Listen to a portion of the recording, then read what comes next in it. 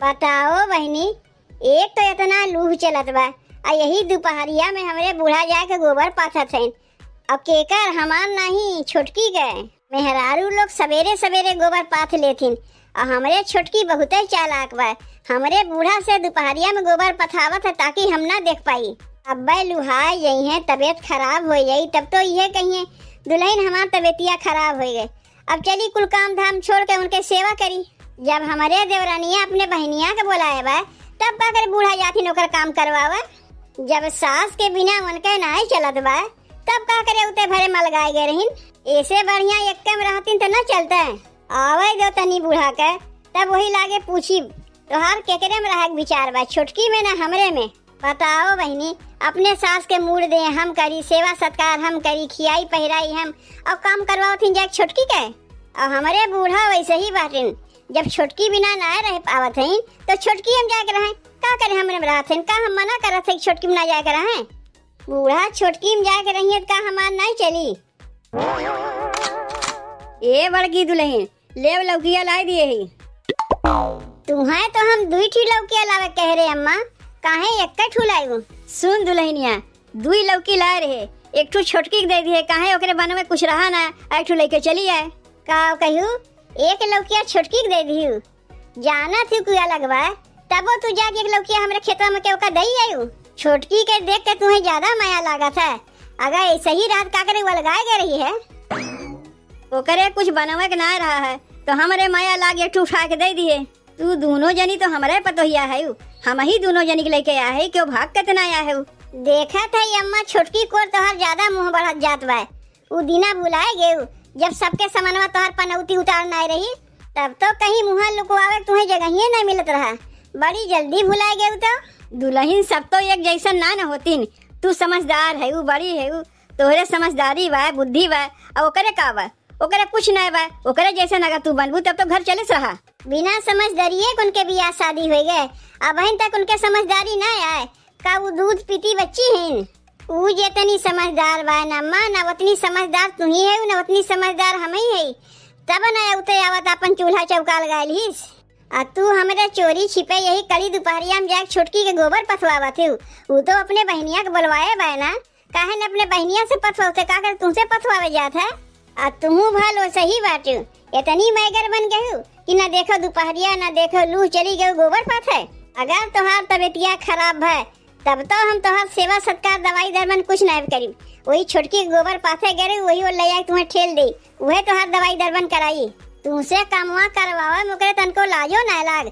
अपने बहनिया के बलाए बा बैठाए के रखत बा, आ तू बूढ़ पुरनिया हो के वही दोपहरिया में जाके ओकर गोबर पाथा थी। अगर तोहरे बिना ओकर कमवा नहीं चलत रहा तो का करे अलग हो गए रही।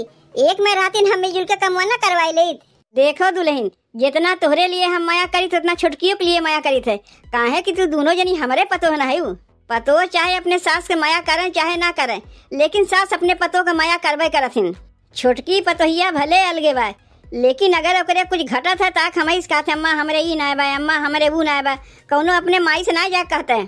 तोहार छोटकी पतोहिया जब सब कुछ बतिया तुमसे आए कहत है तब तो इहो तुमसे कहे चाहिए अम्मा वो तोहार बड़की पतोहिया तो ना अलगानी, हम ही कहीं अलगाए गए।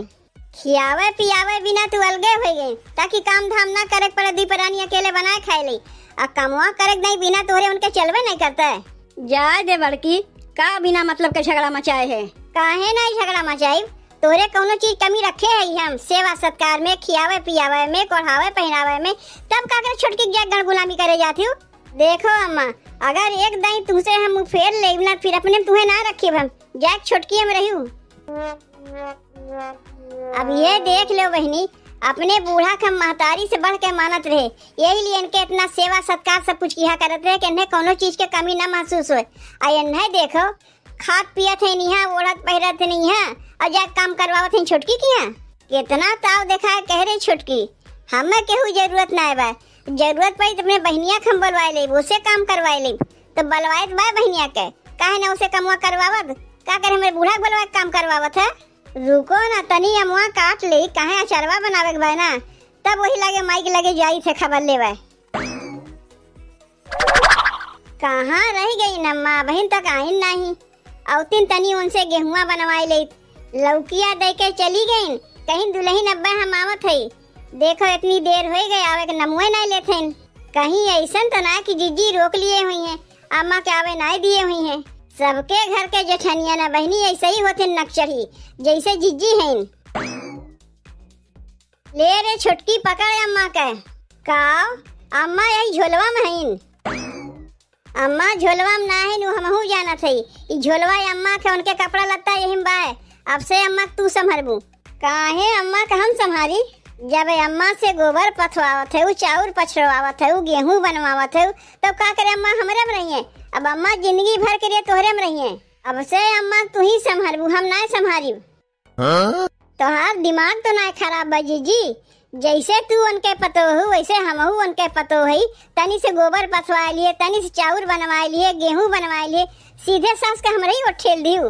खाली नमोए पतो है, अपने आप को कही दे से कि हम पतो है, वैसे ना होता है। उतना कही के दिखावे होता है। पतो तो है तो का करे अलगाए गए। हम तो नहीं अलगाने, अलगाए गए, लेकिन तब बूढ़ा बिना तोहर कमुआ नहीं चलता है। कुल कमुआ बूढ़ा से करेबू और खाए के नहीं हमरे उठेल देबू। काहे बूढ़ पुरनिया से उतना काम करावत है, दुई कवर खियावत तुम्हें भारी लागत बा। तनी से दुई कवर नहीं खिया सकती हूँ। बहनिया के बोलाए हो नैहरवा से ओका खियाए पावत है, अपने सास के खियावत भारी लागत है। यहाँ से जात इन कमुआ कह कहती दुल्हनिया तनी खनवा काट दे, हमरे बड़ी कस के भूख लागबा। ये कहत है नहीं खियाई, तू देखी वह कि हम उन्हें नहीं खियाई। का खियावत ही तनी हमहू सीनी। इतना ही खियावे वाली रहती हूँ सास के ना, तो सास के फुसलाए के लौकी और बैगन ना मांगती हूँ। का तू चिल्लाए चिल्लाए सबके जनावे चाहत हो कि जौन मान जान करा तू सास के तू ही करा तू, हम नहीं करी। काहे नहीं चिल्लाए? जरूर चिल्लाए और सबके सुनाए सुनाए चिल्लाए। तू का अपने सास के लिए किए है, हम उतना किए है तब चिल्लाते। तू तो उते भरे में अपन चूल्हा चौका लगा लिहू। दुई दिन तनी अम्मा हमार कमवा काल करवाए लिहिन कि आज चिल्लाते हो सबके सुनाए सुनाए के। और इतना दिन से जब तोहार कमवा करे थे तब तो ना चिल्ला चिल्ला के सुनाई। अम्मा हमरे में रहत है तो हम चिल्लाइबे करब। और तोहार का तू तो दुई दिन में अपन रंग दिखाई दी हुआ के। अब कहियो अम्मा से आज तक हम कमुए नहीं कराए। तोरी नहीं ना क्या चाउर बनाए दो तो गेहूं बनाए दो तो गोबर पाथ दो। अरे सास से कुल क्यों करवावत है? यो तो ना कोनो बूढ़ पुरनिया है, इतनी जवान जहिल है, अपने हाथे कुल कमुआ नहीं कर सकती हूँ। तनी से करवाई लीन तो का हो गए, हमार तकलीफों से नहीं देख जाता ये से हथवा बटवाई लेथिन। कौनो अम्मा तो हम कहे नहीं करे अम्मा तनी आके हमार कमुआ करवाई लो। अरे वाह कितना बढ़िया बात कहे। पतो का तकलीफ सास ना देख पाओगे नहीं से आँख हाथ बटवा लेते, लेकिन सास से तकलीफ पतो देख लेते। अगर बीमार पड़ा थी तो झकहू ना जाती हूँ। तू अपने में रखे है तो तू उन्हें देखबू की दौड़ के हम जाके देखी। यही से ने अम्मा झोला झप्पल लेके आई। ले झोला झप्पल रखो, अब अम्मा के अब से तू ही रखबू और जिंदगी भर रखबू। ठीक भाई अम्मा का हमें रखे कहते हो तो हम अपने में रख ले, लेकिन जितना कमुआ हमारे घर बात करे कोई कुल अम्मा करिए तो हर कमुआ नहीं करे जाइए। बस दिखाई दी पतो के औकात ये तू पतो है। सास के अपने में रखबू, काम कराइबू, तब दुई कर खा के देबू। उ घर के तोरे नौकरानी है। अरे घर के उ मलकिन है, मलकिन अगर चाहिए ना हम ही लोग के घर से निकाल देंगे।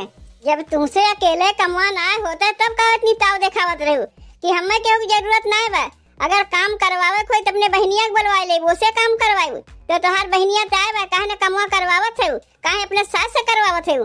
का तू यहाँ हमसे लड़े आए जीजी?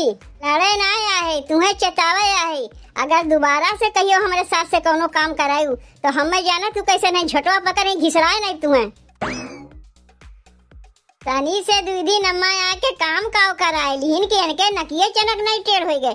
जैसे लागत है नहीं सास है हमारे सास थोड़ो नहीं। अरे ई काहे ने कहती हूँ कि हम छोट पतो है, अम्मा हमें बहुत माना थी, यही से तू देख के जरा थी। बताओ बहनी, बड़की पतोहिया कितना मना किए रहे, लेकिन जाके छुटकी से झगड़वा कह के चलिए आए। एहमे झगड़ा वाली का बात रहा बहनी? अगर छोटकी पतोहिया तनी मनी हमसे कमुए कराए लेते तो का हो गए, लेकिन बड़कियों पतोहिया अपने जगह सही है बा। काहे कि हमें कोनो काम हम करे कहबे ना करते, कुल कमुआ अपने करत है और इहो नहीं चाहत कि हमारे सास से क्यों काम करवावे। लेकिन का करी बहनी, छोटकी पतोहिया का बहन कुछ दिन भर अब अलगाए गए बहन, उतना कर समझ में ना आवत कैसे काम करी कैसे ना करी, तो हमें बुलवा ले तनी मनी कमुआ कर करवाई दे थे। यही लेके देवरानी जेठानी में रोज किचकिच लाग रहा था और केतनो बड़की से लुकाए चुराए जाए कमुआ करे, पता नहीं कैसे हमारे बड़की पतोहिया देख लेते। ए अम्मा ले खानवा खा ले। का हो बड़को, आखिर छोटकी से झगड़वा कई लिहू? काहे नहीं झगड़वा करी, हमहू तुमसे कोनो